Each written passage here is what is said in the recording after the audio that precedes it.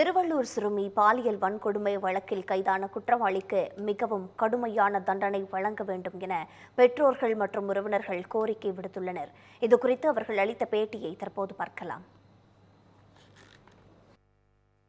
ஆனா இவனுக்கு என் பாப்பாவை தப்பு பண்ண பூமியில வாழக்கூடாது. அவன் தகுதியே இல்லாத அவனுக்கு பெரிய ஒரு தண்டனை கொடுக்கணும்.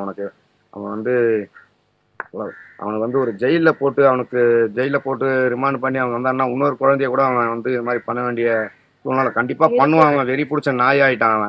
அவனை எப்படி சொல்றேன்னா, பெத்தவங்க நாங்க இப்போதைக்கு நாங்க கஷ்டப்படுற மாதிரி இன்னொருத்தர் பெத்தவங்க கஷ்டப்படக்கூடாது.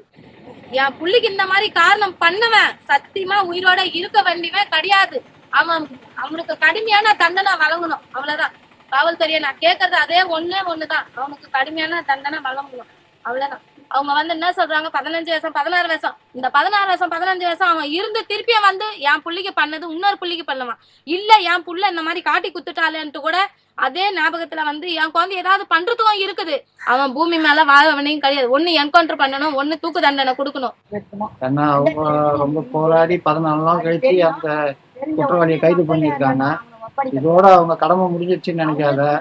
அவனுக்கு எவ்வளவு விரைவா தண்டனை வாங்கி தர முடியுமோ, எவ்வளவு கொடுமையான ஒரு தண்டனை கொடுக்க முடியுமோ அதை சீக்கிரம் நிறைவேற்றணும்னு ஊர் மக்கள் சார்பாகவும் இந்த சமுதாயத்துல ஒரு மனிதனாகவும் நான் தாழ்மையோட கேட்டுக்கிறேன். நிம்மதியா இருக்குது.